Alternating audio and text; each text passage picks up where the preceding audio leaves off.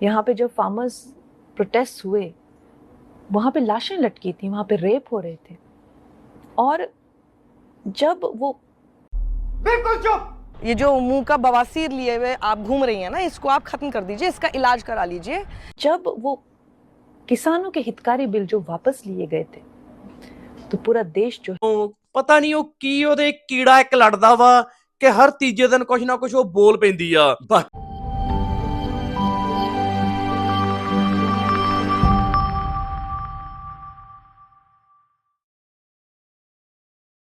ਹਾਂਜੀ ਦੋਸਤੋ, ਸਤਿ ਸ੍ਰੀ ਅਕਾਲ, ਨਮਸਤੇ, ਅਸਲਾਮ ਵਾਲੇਕੁਮ। ਹੋਰ ਸਾਰੇ ਆਣੇ ਤੁਸੀਂ ਕਿੱਦਾਂ ਵਾਂ? ਅੱਜ ਦੀ ਵੀਡੀਓ ਦੇ ਵਿੱਚ ਤੁਹਾਡਾ ਬਹੁਤ-ਬਹੁਤ ਸਵਾਗਤ ਆ। ਕੱਲ ਪਰਸੋਂ ਦੀ ਕੰਗਨਾ ਦਾ ਇੱਕ ਬਿਆਨ ਬਹੁਤ ਜ਼ਿਆਦਾ ਵਾਇਰਲ ਹੋ ਰਿਹਾ, ਜਿਸ ਵਿੱਚ ਉਹਨੇ ਕਿਸਾਨਾਂ ਨੂੰ ਕਿਹਾ ਵਾ ਕਿ ਕਿਸਾਨੀ ਮੋਰਚੇ ਦੇ ਵਿੱਚ ਕੁੜੀਆਂ ਨਾਲ ਬਲਾਤਕਾਰ ਹੁੰਦੇ ਸੀ, ਉਹਨਾਂ ਦੀਆਂ ਹੱਤਿਆਵਾਂ ਹੁੰਦੀਆਂ ਸੀਗੀਆਂ। ਕਿਉਂਕਿ ਦਿੱਲੀ ਮੋਰਚੇ ਦੇ ਵਿੱਚ ਸਭ ਤੋਂ ਜ਼ਿਆਦਾ ਹਰਿਆਣੇ ਤੇ ਪੰਜਾਬ ਦੇ ਕਿਸਾਨਾਂ ਦੇ ਨਾਲ-ਨਾਲ यूपी ਦੇ ਕਿਸਾਨ, ਗੁਜਰਾਤ ਦੇ ਕਿਸਾਨ, ਇੱਥੋਂ ਤੱਕ ਕਿ ਮਹਾਰਾਸ਼ਟਰ ਦੇ ਵਿੱਚ ਵੀ ਜਿਹੜੀ ਖੇਤੀ ਕਰਦੇ ਆ ਉਹ ਕਿਸਾਨ ਵੀ, ਉਹਨਾਂ ਨੇ ਵੀ ਹਿੱਸਾ ਲਿਆ ਸੀਗਾ। ਹਰ ਰੋਜ਼ ਕੁਛ ਨਾ ਕੁਛ ਬਵਾਲ ਕਰਨ ਦੀ ਕੋਸ਼ਿਸ਼ ਕੀਤੀ ਜਾਂਦੀ ਆ, ਭਾਜਪਾ ਵੱਲੋਂ ਕੁਛ ਨਾ ਕੁਛ ਬਵਾਲ ਕੀਤੀ ਜਾਂਦੀ ਆ, ਕੰਗਨਾ ਵੱਲੋਂ ਪਤਾ ਨਹੀਂ ਉਹ ਕੀ ਉਹਦੇ ਕੀੜਾ ਇੱਕ ਲੜਦਾ ਵਾ ਕਿ ਹਰ ਤੀਜੇ ਦਿਨ ਕੁਛ ਨਾ ਕੁਛ ਉਹ ਬੋਲ ਪੈਂਦੀ ਆ। ਬਾਕੀ ਭਾਜਪਾ ਨੇ ਤਾਂ ਪੱਲਾ ਆਪਦਾ ਚੱਕਦਾ ਵਾ ਕਿ ਕੰਗਨਾ ਦੇ ਇਸ ਬਿਆਨ ਦੇ ਨਾਲ ਭਾਜਪਾ ਦਾ ਕੋਈ ਲੈਣਾ ਦੇਣਾ ਨਹੀਂ ਹੈਗਾ ਤੇ ਭਾਜਪਾ ਕੰਗਨਾ ਦੇ ਇਸ ਬਿਆਨ ਦੀ ਨਿਖੇਧੀ ਕਰਦੀ ਆ। ਸਾਕਸ਼ੀ ਜੋਸ਼ੀ ਜੀ ਦੀ ਵੀਡੀਓ ਲੈ ਕੇ ਆਇਆ ਵਾਂ। ਮੈਨੂੰ ਪਹਿਲਾਂ ਤਾਂ ਲੱਗਿਆ ਸੀਗਾ ਸ਼ਾਇਦ ਇਹਨੇ ਇਹ ਟਵਿੱਟਰ ਤੇ ਕੋਈ ਲਿਖ ਕੇ ਦਿੱਤਾ, ਲਿਖ ਕੇ ਨਹੀਂ, ਇਹਨੇ ਇੱਕ ਇੰਟਰਵਿਊ ਦੇ ਜ਼ਰੀਏ ਆਪ ਬੋਲ ਕੇ ਇਹ ਬਿਆਨਬਾਜ਼ੀ ਕੀਤੀ ਆ ਕਿਸਾਨਾਂ ਦੇ ਵਿਰੁੱਧ। ਤੇ ਉਹ ਮੈਂ ਵੀਡੀਓ ਲੈ ਕੇ ਆਇਆ ਤੇ ਉਹ ਵੀਡੀਓ ਦੇ ਨਾਲ ਇਹਨੂੰ ਲਾਹਣਤਾਂ ਵੀ ਬਹੁਤ ਜ਼ਿਆਦਾ ਪਈਆਂ ਵਾ। ਸਾਰੀ ਵੀਡੀਓ ਦੇਖਣ ਵਾਲੀ ਆ। ਚਾਹੇ ਪਹਿਲਾ ਬਿਆਨਬਾਜ਼ੀ ਇਹ ਕਰ ਚੁੱਕੀ ਆ ਕਿ 2014 ਤੋਂ ਪਹਿਲਾਂ ਤਾਂ ਜਿਹੜੀ ਭੀਖ ਦੇ ਵਿੱਚ ਮਿਲੀ ਆਜ਼ਾਦੀ ਸੀਗੀ, ਸਹੀ ਆਜ਼ਾਦੀ ਤਾਂ 2014 ਤੋਂ ਬਾਅਦ ਮਿਲੀ ਆ। ਹਰ ਰੋਜ਼ ਕੁਛ ਨਾ ਕੁਛ ਨਵਾਂ ਲੈ ਕੇ ਆਉਂਦੀ ਆ। ਪਤਾ ਨਹੀਂ ਕੀ ਇਹਦਾ ਸਕਰੂ ਹਿੱਲਿਆ ਹੋਇਆ ਵਾ, ਸਮਝੋਂ ਬਾਹਰ ਆ ਕਹਾਣੀ। ਤੇ ਬਾਕੀ ਜਿਹੜੀ ਆਹ ਇੰਦਰਾ ਗਾਂਧੀ ਦੇ ਵਿੱਚ ਇੰਦਰਾ ਗਾਂਧੀ ਵਾਲੀ ਇਹਦੀ ਫਿਲਮ ਆ ਰਹੀ ਹੈ, ਇੰਦਰਾ ਗਾਂਧੀ ਦਾ ਰੋਲ ਕਰਦੀ ਪਈ ਆ ਵਿੱਚ ਨੇ। ਭਿੰਡਰਾਂ ਵਾਲੇ ਸੰਤਾਂ ਨੂੰ ਵੀ ਦਿਖਾਇਆ ਵਾ। ਚਲੋ ਉਹਦਾ ਵਿਰੋਧ ਵੀ ਬਹੁਤ ਜ਼ੋਰਾਂ ਸ਼ੋਰਾਂ ਨਾਲ ਹੋ ਰਿਹਾ ਵਾ। ਜ਼ਿਆਦਾ ਉਮੀਦ ਆ ਇਹ ਰਿਲੀਜ਼ ਨਹੀਂ ਹੋਊਗੀ ਫਿਲਮ, ਬਾਕੀ ਦੇਖਦੇ ਆ। ਤੇ ਬਾਕੀ ਤੁਸੀਂ ਅੱਜ ਦੀ ਵੀਡੀਓ ਦੇਖੋ, ਅੱਜ ਵਾਲੀ ਵੀਡੀਓ ਦੇਖਣ ਵਾਲੀ ਆ ਤੇ ਆਪਦੀ ਰਾਏ ਜ਼ਰੂਰ ਦਿਓ ਇਸ ਵੀਡੀਓ ਦੇ ਉੱਤੇ।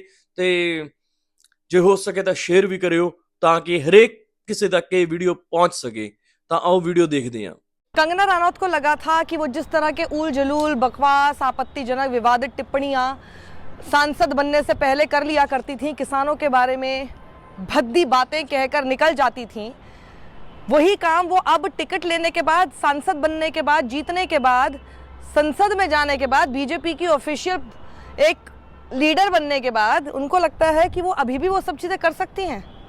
ये तो बीजेपी वालों ने भी शायद उनको ठीक से शायद ट्रेनिंग नहीं दी थी कि वो भी जब ऐसी भद्दी, विवादित और आपत्तिजनक टिप्पणियां किसी के बारे में करना चाहते हैं तो इतना खुलकर गेम नहीं प्ले करते हैं।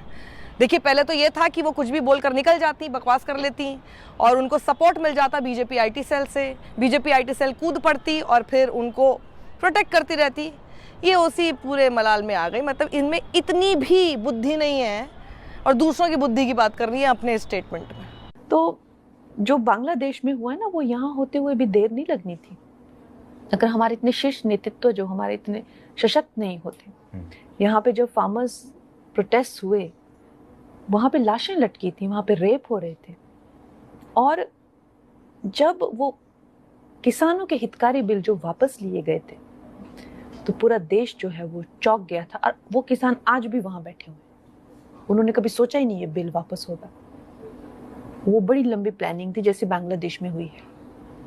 तो इस तरह के षड्यंत्र, और आपको क्या लगता है किसानों, चाइना, अमेरिका, इस तरह की जो विदेशी जो शक्तियां हैं वो यहाँ काम कर रही हैं। और ये फिल्मी लोग हैं, इनको लगता है कि इनकी ये दुकान चलती रहेगी अगर देश चाहे जाए भाड़ में। ऐसा नहीं होता है। देश अगर भाड़ में जाएगा तो आप भी साथ में भाड़ में जाएंगे। ये बात जो है इनको रोज रिमाइंड करानी चाहिए। पर खैर, जितनी इनकी बुद्धि है उतनी इनकी करतूतें भी हैं। तो हुआ यूं, आखिरी बात जो मेंटल पुणे दी हद होंदी है। मुझे तो सोच के हंसी आ रही है। खुद ये फिल्मी लोग हैं, मतलब खुद के बारे में ही अपने मुंह से खुद को एक्सपोज कर रही हैं और फिर ऐसे ही लोगों की बुद्धि के बारे में बात कर रही है जो कि फिल्मी लोग हैं। This is the level of our IQ। खैर, मैं आगे बढ़ के आपको बताती हूँ कि आखिर भारतीय जनता पार्टी ने क्या किया। उन्होंने एक ऑफिशियल स्टेटमेंट जारी किया है और इस ऑफिशियल स्टेटमेंट में लिखा हुआ है कि भाजपा सांसद सुश्री कंगना रनौत द्वारा किसान आंदोलन के परिप्रेक्ष्य में दिया गया बयान पार्टी का मत नहीं है। भारतीय जनता पार्टी सुश्री कंगना रनौत के बयान से असहमति व्यक्त करती है। पार्टी की ओर से पार्टी के नीतिगत विषय पर बोलने के लिए सुश्री कंगना रनौत को ना तो अनुमति है और ना ही वो बयान देने के लिए अधिकृत हैं। भारतीय जनता पार्टी की ओर से सुश्री कंगना रनौत को निर्देशित किया गया है कि वो इस प्रकार के कोई बयान भविष्य में ना दें। सुधर जाओ भाई। भारतीय जनता पार्टी सबका साथ, सबका विकास, सबका विश्वास और सबका प्रयास, हर तरह का आस, लेकिन इनकी आस पे ही कंगना खड़ी नहीं उतर पाई तथा सामाजिक समरसता के सिद्धांतों पर चलने के लिए कृत संकल्पित है। बहुत सारी हिंदी है, लगता है कंगना को इसका भी बहुत सारा ट्रांसलेशन उनकी अपनी आम बोलचाल वाली भाषा में भेजना पड़ेगा, लेकिन हम बता देते हैं कंगना, सीधे सीधे इसका मतलब ये है चुप, बिल्कुल चुप। ये जो मुंह का बवासीर लिए हुए आप घूम रही हैं ना, इसको आप खत्म कर दीजिए, इसका इलाज करा लीजिए। मुंह का बवासीर, हर जगह पे उल्टा सीधा बकवास, विवादित बातें करना बंद कीजिए। देश के अन्नदाताओं के बारे में जब आप ये बोलकर निकली, आपको पता नहीं कि आपने हरियाणा में भारतीय जनता पार्टी का कितना नुकसान कर दिया है। पॉलिटिक्स में आई है तो थोड़ा सा पॉलिटिक्स को समझ लीजिए। कोई भी दूसरा आदमी भी समझ जाएगा जो पार्टी में भी नहीं है कि हरियाणा में होने वाले चुनाव। आपको ये समझ में नहीं आया कि इस पूरे मामले को कांग्रेस कितनी तेज तूल देगी, और दिया भी। पिछली बार सुप्रिया श्रीनेश जो थी वो बैकफुट पर थी अपने उस एक ट्वीट की वजह से, जो कि उन्होंने बाद में कहा कि मेरी सोशल मीडिया टीम ने ऐसा किया, लेकिन उनको माफ़ी भी मांगनी पड़ी जब आपके लिए बोला। अब आज उन्होंने फ्रंट फुट पे खेल लिया, आज उनको मौका मिला। Politics is all about chances and सही टाइम पर सही चाल चलना। और कांग्रेस ने इसलिए इस पर जो मुद्दे कल उठाए, सुप्रिया श्रीनेश ने जो बात कही थी वो बहुत सिंपल थी। दो उसमें बातें थी कि कंगना रनौत जो अपने इस बयान में एक तो बोल रही हैं कि जी किसानों को बलात्कारी और आतंकी बोलने की कोशिश करे, तो पहले तो बीजेपी बताए कि क्या वो इनके इस स्टेटमेंट के साथ खड़ी है। दूसरी चीज़ कि वो ये कह रही हैं कि अमेरिका और चीन हमारे देश को अस्थिर करना चाहते हैं। अगर ये इन्फॉर्मेशन कंगना रनौत बीजेपी की खुद चुनी हुई सांसद होकर दे रही हैं, तो इसका मतलब ये बात तो फिर नरेंद्र मोदी को भी पता होगी। तो हम जरा जानना चाहते हैं कि अगर इतनी बड़ी बात है और ये साजिश रची जा रही है, तो नरेंद्र मोदी की सरकार क्या कर रही है। बीजेपी की सांसद कंगना रनावत का कहना है कि इस देश के किसान जो अपने हक के लिए, अपने अधिकारों के लिए लड़ रहे थे, प्रदर्शन कर रहे थे, वो असल में बलात्कारी और हत्यारे हैं। इस बात को कहने के बाद बीजेपी बिल्कुल चुप है, सरकार कन्नी काटने की कोशिश कर रही है। लेकिन आज बीजेपी को और सरकार को यह साफ करना पड़ेगा कि क्या ये कंगना रनावत की राय है या यही सरकार का मत भी है। सरकार बच के निकल नहीं सकती है, नरेंद्र मोदी चुप नहीं रह सकते हैं। क्या आपको भी लगता है कि इस देश के अन्नदाता, इस देश के किसान हत्यारे और बलात्कारी हैं? इसका बहुत बड़ा जवाब अभी आपको हरियाणा देगा, लेकिन आज आपको चुप्पी तोड़नी पड़ेगी। या तो इसका खंडन करिए, ये बयान वापस करवाइए, या यही आपका आधिकारिक स्टैंड माना जाएगा। अदरवाइज कंगना रनावत को कान पकड़ के माफी मांगनी चाहिए। दूसरी एक बड़ी बात उन्होंने कही कि ये जो प्रदर्शन हो रहा था इसमें विदेशी शक्तियां सम्मिलित थीं। अमेरिका और चीन ये प्रदर्शन करा रहा था। हर कोई जानना चाहता है कि क्या देश इतना कमजोर हो गया है कि बाहरी शक्तियां हमारे देश में अस्थिरता फैला रही हैं? क्या नरेंद्र मोदी की नाक के नीचे देश इतना कमजोर होता जा रहा है कि बाहरी शक्तियां आके यहाँ पर बवाल मचा रही हैं? और अगर ऐसा है तो ये बड़ा गंभीर मामला है। इस पर भी सरकार को अपना रुख, अपना मत साफ करना पड़ेगा, स्पष्ट करना पड़ेगा कि क्या जो कंगना रनावत कह रही हैं सही है, क्या विदेशी ताकतों की इतनी दखल है कि वो हमारे देश में अस्थिरता फैला रहे हैं। दोनों मुद्दों पर, अन्नदाताओं को हत्यारा और बलात्कारी कहने पर और विदेशी ताकतों के भारत में दखल पर, दोनों चीजों पर बीजेपी को भी और सरकार को भी अपना स्टैंड साफ करना पड़ेगा, नहीं तो यही वक्तव्य आपका आधिकारिक स्टैंड माना जाएगा। ये और भी बड़ा सवाल था जिससे कन्नी काटने की ज्यादा जरूरत थी इस वक्त, और सबसे पहले पल्ला झाड़ लिया गया है। Kangana Ranaut has been thrown under the bus. Yes, जरूरी भी था, लेकिन मुझे तो इस बात पे ताज्जुब है कि कंगना रनौत इस तरह की बकवास चुनने के बाद करेंगी। क्या ये भारतीय जनता पार्टी को पता नहीं था? असली कोई इसमें मुझे कोई शक नहीं है इस बात में कि इनको इसी दिन का इंतजार था कि जब ये सीधा कंगना रनौत को बोलेंगे। लेकिन उससे पहले इनकी भी किसी की हिम्मत नहीं थी कंगना रनौत को चुप कराने की कि भैया पहले जो आप बकवास कर लेती थी अब आप नहीं कर सकती हैं। यही तो इनका एलिजिबिलिटी क्राइटेरिया था टू गेट द टिकट। कि वो कुछ भी बोले, फिर चाहे वो 2014 के बाद हमें आज़ादी मिली ये बोले। Blood will flow, but it should not be Hindustani blood. They knew it. And they paid a price, of course. वो आज़ादी नहीं थी, वो भीख थी, और जो आज़ादी मिली है वो 2014 में मिली है। नरेंद्र मोदी तो भगवान राम का अवतार पट्टी है पे हमारे पागल लिए, वो होगी ये या बोले। मेंटल होगी? मेरे पसंदीदा person is prime minister Modi. और उसकी वजह मोदी बड़ा उसकी पसंद वजह है यही है कि वो इस देश के लिए जैसे एक अवतार होते हैं, वो हमारे लिए एक अवतार हैं। और न जाने और क्या क्या बोल चुकी हैं। इसी तरह की एक फहरिस्त मैं आपको दिखाना चाहती हूँ कि आखिर कंगना रनौत जैसे लोग राजनीति में कैसे आते हैं।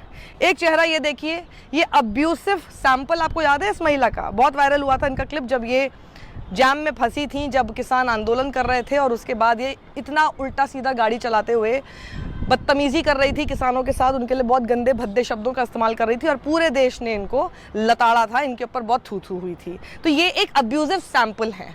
प्लस मैं पूरा एक रिजल्ट आपको इक्वेशन बता रही हूँ। जब आपके पास मिक्स्ड व्हाट्सएप फॉरवर्ड आता है, मतलब इसके अंदर व्हाट्सएप फॉरवर्ड का जब आप मिश्रण कर देते हैं, ये आपको महिला याद है, एबीवीपी की कोई थी, नाम मुझे याद नहीं है, पर इनका बयान मुझे एकदम अच्छे से याद है क्योंकि हर स्वतंत्रता दिवस पर बहुत ज़बरदस्त तरीके से वायरल होता है, क्योंकि ये बोलती भी पाई गई थी कि हमारा जो देश है वो 99 साल की लीज पर चल रहा है। तो हर स्वतंत्रता दिवस पर लोग इनसे इनका वीडियो क्लिप वायरल करते हैं और पूछते हैं कि भैया 1 साल और कम हो गया क्या लीज से, इनके हिसाब से। तो इसलिए लोग मजे लेने के लिए एक बार फिर इनका क्लिप वायरल करते हैं। ये जो आजादी हुई है ये 99 साल की लीज पर है, भारत कंप्लीटली आजाद नहीं है। तीसरा देखिए, लिटिल ड्रामा। कंगना को एक्चुअली शायद लग रहा है कि मैं स्मृति ईरानी की जगह ले लूंगी, लेकिन स्मृति ईरानी जो भी बहुत ज़्यादा ड्रामेटिक चीज़ें करती थी, उनका भी स्टैचर ना कंगना से थोड़ा ऊपर ही था। वो मैं आगे बताती हूँ आपको कैसे। लेकिन ये अगर लिटिल ड्रामा उसके अंदर ऐड कर दिया जाए स्मृति ईरानी जैसा वो करती थी संसद में, याद है ना आपको, ऐसे चिल्ला चिल्ला के माफी मांगो सोनिया गांधी इस देश से, इस देश के आदिवासियों से, इस देश के गरीबों से। वहीं जब आप कुछ फेक न्यूज़ का मिश्रण डाल दें, राहुल गांधी के शब्दों में प्लाइबल मीडिया, ANI की एडिटर जैसे चेहरे। Muslims have the first right on resources. Not true. Not true.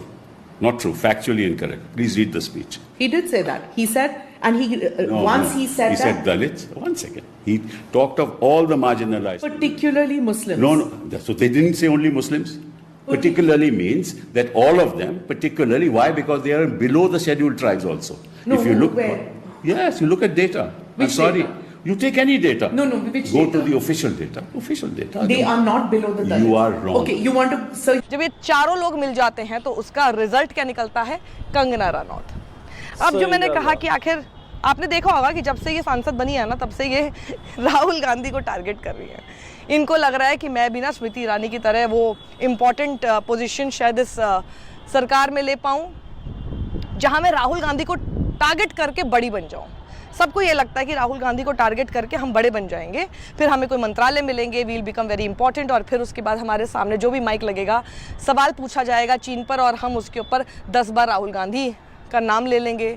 सवाल हमसे पूछा जाएगा मंडी पर, लेकिन फिर हम उस पर 10 बार राहुल गांधी का नाम ले लेंगे। इसी तरह से हम बड़े हो जाएंगे, क्योंकि वो खबर बन जाएगी जब आप राहुल गांधी को अटैक करेंगे। अरे भली महिला, मेरी बात सुनो ज़रा।